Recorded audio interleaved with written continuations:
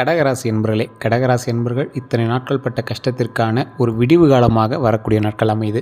நிறைய பேர் இந்த கடகராசியில் இருக்கிறவங்க கமெண்டில் கழுவி ஊற்றிட்டுருப்பீங்க. என்ன அப்படின்னா, சார் ரொம்ப நாளாக போராடிட்டு இருக்கோம், ரொம்ப நாளாக கஷ்டப்பட்டு இருக்கோம், உயிர் மட்டும் தான் இருக்குது, அது இதுன்னு ரொம்ப குழம்புவீங்க. அப்படி குழம்பிகிட்டு இருந்த அத்தனை பேருக்கும் ஒரு முதல் படிக்கட்டாக நன்மைக்கான நேரமாக வர இருக்குதுங்க. சரி, இந்த முதல் படிக்கட்டுங்கிறது ஆக்சுவலாக கரெக்டாக சொல்லப்போனால் உங்களோட ஜாதகத்தை கணிச்சு பார்த்தோம் அப்படின்னா, ஒரு வருடத்திற்கு முன்னாடி இருந்தே உங்களுக்கு ஓரளவுக்கு அந்த முதல் படிக்கட்டு ஏற ஆரம்பிச்சிட்டிங்க. அதாவது வெளிச்சம் ஓரளவுக்கு உங்கள் மேலே பட ஆரம்பிச்சிருச்சு. அதுதான் உண்மை. ஒரு சிலருக்கு இன்னும் கையில் வெளிச்சம் உங்கள் கண்ணில் படலை அப்படிங்கிற பட்சத்தில் உங்களுடைய ஜாதகத்தில் இருக்கக்கூடிய கட்டங்களை சரி பார்க்கணும். தயவு செய்து உங்களோட லோக்கலில் இருக்கிற ஜோசியர்கிட்ட நீங்கள் செக் பண்ணுங்கள். இன்றைக்கி உங்களுடைய கட்டத்தின் கணிப்பு படி எப்படி இருக்குது அப்படிங்கிறத செக் பண்ணுங்கள். ஒரு மாதத்திற்கு ஒரு முறை இல்லை, ஒரு வாரத்திற்கு ஒரு முறையே மாற்றம் இருக்குது. ஒரு ஆக்சிஸ் 1 டிகிரி மாறினுச்சு அப்படின்னா உங்களோட தசாபுத்தியிலேயே கிட்டத்தட்ட 6 மாதம் 3 மாத காலகட்டங்கள்லாம் மாறுங்க. அது நிறைய பேர் தெரியறதில்ல, அது நிறைய ஜோதிடர்களும் சொல்கிறதில்ல. ஸோ இப்போ உங்களுக்கு சனி பயிற்சி நடக்குது அப்படின்னா அது உங்களுக்கான நாட்கள் கொஞ்சம் தள்ளி தான் நடக்கும். ஸோ உங்களுக்கு குறிப்பிட்ட நாள்லேருந்து குறிப்பிட்ட நாள் வரைக்கும் இருக்கும். அது தசாபுத்தியினுடைய கட்டத்தினுடைய மாறுபாடுகள் அப்படின்னு சொல்லுவாங்க. உங்களோட கிரக பயிற்சி அப்படின்னு சொல்லுவாங்க. அது உங்களுக்கு தனி, காமனாக இருக்கிற தனி. அதை நீங்கள் மைண்டில் நல்லா ஞாபகம் வச்சுக்கணும். அதே மாதிரி இந்த கடகராசி என்பவர்களுக்கு பங்குனி மாதத்தில் இருக்கக்கூடிய முக்கியமான சில நாட்களில் இந்த முதன்மையாக இருக்கக்கூடிய ஒரு 15 நாட்கள் உங்களுக்கு ரொம்பவும் தொழிலில் முன்னேற்றம் ஏற்படக்கூடிய ஒரு காலங்களாக அமையுதுங்க. சார், ஏற்கனவே கஷ்டத்தில் இருந்தவங்க இந்த வீடியோ கண்டிப்பாக பாருங்கள். கஷ்டத்தில் இருந்தீங்க, நீங்கள் ரொம்ப உடல் ஆரோக்கியத்தில் கொஞ்சம் மலிவாக இருந்தீங்க, ஸ்கின் சம்மந்தப்பட்ட பிரச்சனை கண்டிப்பாக உங்களுக்கு இருக்கும், மருவோ தேம்பலோ ஏதோ ஒன்று உங்களுக்கு கண்டிப்பாக இருந்திருக்கும். அந்த மாதிரி ஆட்கள் கண்டிப்பாக இந்த வீடியோவை ஸ்கிப் பண்ணாமல் பாருங்கள். உங்களுக்கு பல சுவாரஸ்யமான தகவல்களும் விஷயங்களும் நான் சொல்கிறதுக்காக தான் இந்த வீடியோவை நான் போட்டிருக்கேன்.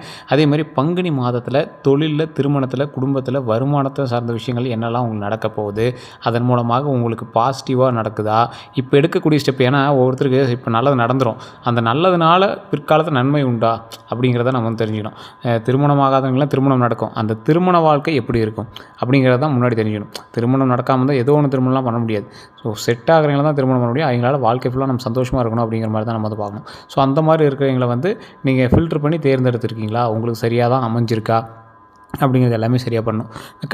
இந்த கடகராசிக்காரர்களுக்கு மற்ற விஷயத்தை விட இந்த குடும்ப ரீதியான விஷயங்கள் உங்களுக்கு ஓரளவுக்கு தாங்க.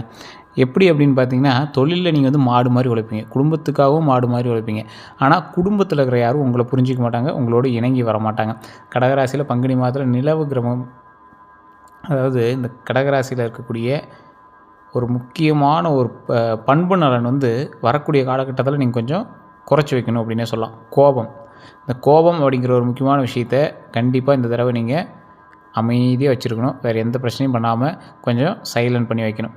அதே மாதிரி இந்த பங்குனி மாதத்தில் நிலவும் கிரகங்களினுடைய அடிப்படையில் மாதம் முழுசாகவே ஏற்ற இறக்கங்கள் இருக்கக்கூடிய ஒரு அற்புதமான பலன் தான் இருக்குது. ஏற்ற இறக்கங்கள்லாம் எப்படி சார், அது எப்படி சார் அற்புதம்னு சொல்கிறீங்க அப்படின்னா, உங்களுக்கு அதிகமாக கொடுத்துட்டா உங்களை கையில் பிடிக்க முடியாது, ரொம்ப கம்மியாக கொடுத்துட்டா உங்களோட குழம்பல்களை கடவுளாலேயே கேட்க முடியாது. ஸோ அப்படி இருக்கிறவங்களுக்கு சராசரியான ஒரு ஏற்ற இறக்கம் நிறைந்த ஒரு நீட்டான ஒரு வாழ்க்கை கொடுக்குறாரு கடவுள். அதே போல் சில விஷயங்களில் சாதகமான மாற்றங்களை ஏற்படுத்துகிறாரு. குடும்பத்திலையும் உடல் ஆரோக்கியத்தையும் சார்ந்த எச்சரிக்கையாக இருக்கக்கூடிய ஒரு முக்கியமான விஷயத்தை நான் முன்னாடியே சொல்லியிருந்தேன். குடும்ப ரீதியான விஷயத்தில் எச்சரிக்கையாக இருக்கணும். அதே போல் உடல் ரீதியான உபாதைகளில் நீங்கள் கொஞ்சம் எச்சரிக்கையாக இருக்கணும். உடல் சம்மந்தப்பட்ட உபாதைகள் என்னென்ன அப்படிங்கிறது நான் தெளிவாக வீடியோவில் எண்டில் சொல்கிறேன், அப்படியே கேட்டுகிட்டே வாங்க. குடும்ப ரீதியான விஷயங்களும் சரி, குடும்ப ரீதியான வார்த்தைகளும் சரி, சண்டை சச்சரவுகளும் கொஞ்சம் பார்த்து நிம்மதியாக நடந்துக்கிட்டீங்க அப்படின்னா ரொம்பவே நல்லது. அதே மாதிரி இந்த கடகராசிக்காரர்களுக்கு பங்குனி மாதத்தினுடைய பலன் பார்த்திங்கன்னா, ஒரு தொழில் சார்ந்து நீங்கள் பண்ணுறீங்க அப்படின்னா உங்களுக்கு ப்ளஸ் பாயிண்ட்டாக இருக்குங்க. இது தொழிலுக்கு, வருமானத்துக்கு எல்லாமே சூப்பராக இருக்குது. மற்றபடி குடும்பம், திருமணம், காதல் அதெல்லாம் எப்படி இருக்குது அப்படின்னு பார்த்துலாம் வாங்க. கடகராசிக்கு பங்குனி மாதத்தில் கலவையான காலம் அப்படிங்கிறத நான் முன்னாடி சொல்லிட்டேன். அதாவது சராசரியாக ஏற்றத்தாழ்வு எல்லாமே இருக்கும் அப்படின்னு சொல்லிட்டேன். இதில் குரு வக்கிர நிவர்த்தி பெறதுனால திடீர் செலவுகளும், எதிர்பாராத அளவுக்கு விரயங்களும் உங்களுக்கு இருக்கிறதுனால வாய்ப்புகள் இருக்குது.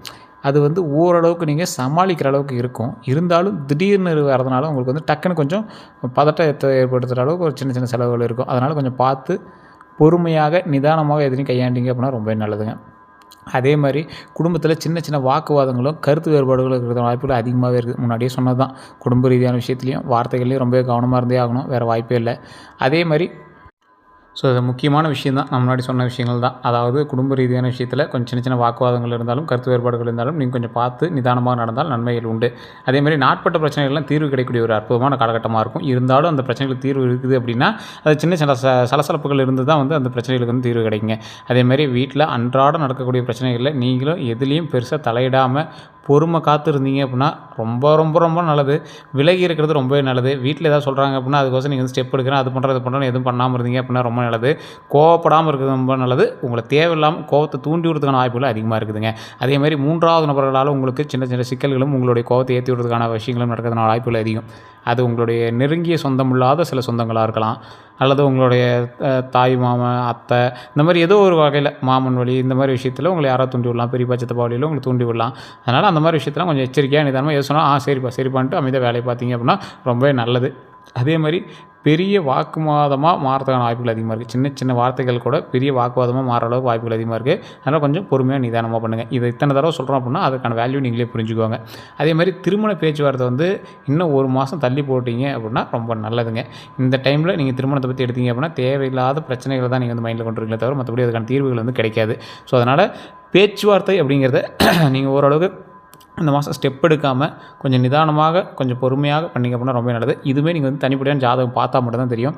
ஸோ பக்கத்தில் கூட நீங்கள் ஜோதிடம் பாருங்கள். அப்படி இல்லை அப்படின்னா டிஸ்பிளேவில் நம்பர் வச்சுருக்கான்னு பாருங்கள். அப்படின்னா கீழே டிஸ்கிரிப்ஷனில் நம்பர் கொடுத்துருப்போம். அந்த நம்பருக்கு ஃபோன் பண்ணி நீங்கள் வந்து பேசி தெரிஞ்சிக்கலாம். அதேமாதிரி கடகராசிக்காரர்களுக்கு வேலை அப்புறம் தொழில் இந்த மாதிரி விஷயத்தில் வந்து பார்த்திங்கன்னா சின்ன சின்ன மாற்றங்கள் ஏற்படுத்தின வாய்ப்புகள் அதிகமாக இருக்குங்க. எதிர்பாராத முன்னேற்றம் ஏற்படும். தொழில் ரீதியான வளர்ச்சியில் வேலை மாற்றம், இடம் மாற்றம் ஆகியெல்லாம் நிறைய விஷயங்கள் நடக்க இருக்குது. அந்த விஷயத்துலையுமே வந்து பார்த்திங்கன்னா கூட இருக்கிற பணியாற்றக்கூடியவங்களாக இருக்கட்டும், அல்லது உங்களுக்கு கீழே வேலை பார்க்குறவங்களாக இருக்கட்டும், அவங்ககிட்டலாம் வந்து ரொம்பவே நிதானமாக பொறுமையாக பேசுங்க. அவங்கக்கிட்ட வார்த்தை விடுறது ரொம்ப இது பண்ணுங்கள். எதிர்பாலினத்தவர் இருந்தாங்க அப்படின்னா உங்கள் கூட வேலை பார்க்குறீங்களா இருந்தாலும் சரி, உங்களுக்கு கீழே வேலை பார்க்குறீங்களா இருந்தாலும் சரி, என்கிட்ட ரொம்ப நிதானமாக பேசுறது ரொம்ப நல்லதுங்க. அதேமாதிரி பங்குனி மாதத்தில் 2ஆம் பாதியிலிருந்து உத்தியோகம் சார்ந்த பிரச்சனைகள் வந்து உங்களுக்கு தீரும். பங்குனி மாதத்தில் அடுத்த 15 டேஸ் ஃபஸ்ட்டு 15 டேஸ் வந்து பார்த்திங்கன்னா கொஞ்சம் பொறுமையாக இருந்தே ஆகணும் அப்படிங்கிறது. அதேமாதிரி உத்தியோகம் சார்ந்த பிரச்சனைகள் தீரும் அப்படின்னா இத்தனை நாள் இருந்த பிரச்சனைகள் உங்களுக்கு சரியாகிறதுக்கான வாய்ப்புகள் அதிகம். ஊதிய உயர்வு ஏற்படுறதுக்கான வாய்ப்புகள் அதிகமாக இருக்குது. ரெவன்யூ வந்து உங்களுக்கு நீங்கள் பிஸ்னஸே பண்ணுறீங்க அப்படின்னா அதில் ரெவன்யூ அதிகமாக வாய்ப்புகள் அதிகமாக இருக்குது. பதவி உயர்வு கண்டிப்பாக கிடைக்கும். தடைப்பட்ட இல்லைனா தாமதமான ஒப்பந்தங்கள் எல்லாமே வந்து சரியாகக்கூடிய ஒரு அற்புதமான காலகட்டம். வெயிட் பண்ணிகிட்டு இருந்த விஷயங்கள்லாம் உங்களுக்கு சரியாகும். ஆனால் பெரிய அளவுக்கு நீங்கள் எதிர்பார்க்க முடியாது. கரெக்டாக ஒரு மீடியமாக பண்ணிகிட்டு இருக்கிறது ஒரு சரியான விஷயங்க. அதேமாதிரி கடகராசிக்கு பங்குனி மாதம் 2026 பணம் பொருளாதாரம் அப்படிலாம் எப்படி இருக்கும், கொடுக்கல் வாங்கலாம் எப்படி இருக்கும் அப்படின்னு பார்த்தா கடகராசிக்கு பங்குனி மாதத்தில் பண வரவு இருக்குது, பொருளாதாரமே நல்லா இருக்குது, செலவு அதுக்கு தகுந்த மாதிரி கொஞ்சம் இருக்குதுங்க. அதுதான் மெயின். எந்த அளவுக்கு உங்களுக்கு வருமானம் வருதோ அந்த அளவுக்கு கொஞ்சம் செலவு இருக்குது. அது சுப செலவாகவும் இருக்கலாம். சின்ன சின்ன விஷயங்கள் கொஞ்சம் பார்த்து இருக்க வேண்டிய காலகட்டமாகவும் இருக்குது.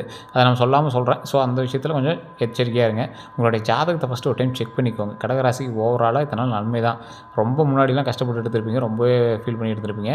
இந்த காலகட்டம் கொஞ்சம் அப்படியே ஒரு ஏற்ற இறக்கமான காலகட்டம் தான். அதனால் கொஞ்சம் பார்த்து நிதானமாக இருக்க வேண்டிய ஒரு காலகட்டத்தில் தான் இருக்கீங்க. கடன் வாங்குறத தயவு செஞ்சு இந்த டைம் வந்து கொஞ்சம் தவிர்த்துக்கோங்க. அதே மாதிரி கடனை வந்து நீங்கள் வாங்கிட்டீங்க அப்படின்னா அந்த பிரச்சனையிலேருந்து கொஞ்சம் சரியாகிறதுன வழியை பாருங்கள்.